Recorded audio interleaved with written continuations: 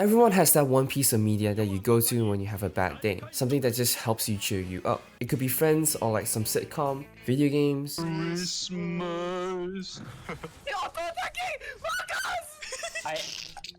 Movies, music, and since you've clicked on this video, you probably already know, it's manga for me. The particular genre of manga that I love and it's just my biggest guilty pleasure has to be slice of life. I don't know.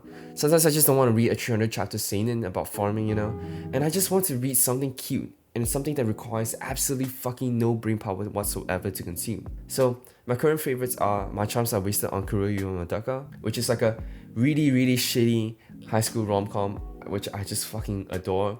And contradict that to Blue Box, one of the best high school rom-coms manga has to offer. All incredibly great mangas in their own unique way. But lately, I stumbled across a new subgenre of slice of life, which I like to call true slice of life, where the manga is legitimately a slice of the main character's life. And the one particular manga that I fell in love with is Hirayasumi. It is such an oddball of a manga because on paper, the premise does not seem interesting at all, but it's just so weirdly charming in its own unique way. In an era where most mangas try to dramatize the mundane, Hirayasumi instead embraces it. The main character, Hiroto, is a 29-year-old ex-actor, current bum, who lives day to day. His unconventional way of life, nonchalant demeanor, and general easygoing attitude might put off some readers at first, but these are the traits that you'll come to love. But honestly speaking, I don't think the manga would be able to be any good if it's just 50 chapters of Hiroto doing unemployed friend things, simply because I think that he is so extremely content with the way he's living, which won't compel him to do anything. And so, to supplement the lack of a narrative, the mangaka instead supplies Hiroto with a plethora of different supporting characters that are in different phases of their lives. That way, it gives Hiroto a natural reason for him to think beyond himself and to think about the way other people live their lives. These characters include his niece, Natsumi, a first-year uni art student who's trying to figure out her place, her friends, and her ambitions. Hideki, Hiroto's childhood friend,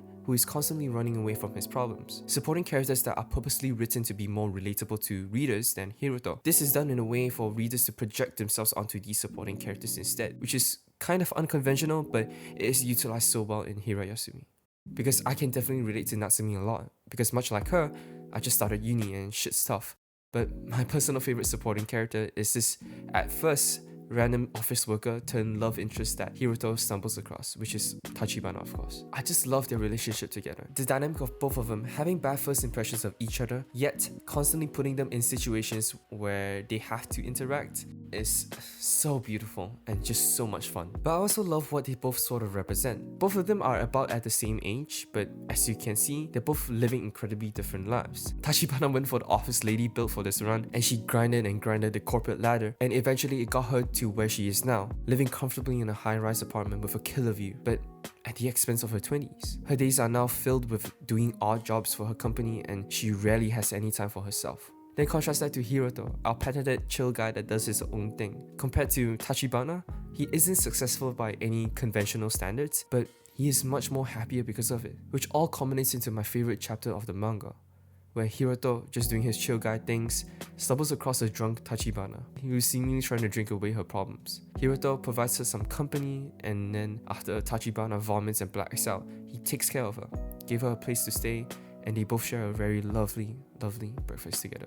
His unconventional way of life, nonchalant demeanor, allows him to approach life in a much more different manner than most people, which many characters at first find sort of repulsive, but as each character spends more time with him, gets to understand him better, they slowly grow envious of him instead. It just becomes so abundantly clear as to why characters are so drawn to him, because he just radiates this warm and positive energy, which helps clear any of their doubts, stress, and worries. And remember what I talked about regarding readers projecting themselves onto supporting characters? I think that that's the way the mangaka is trying to tell us, the readers, to just stop worrying about life with all the what ifs and could haves and instead live in the present and cherish those around you. Values that are represented through the character of Hiroto, who relate onto our supporting characters and vicariously to us.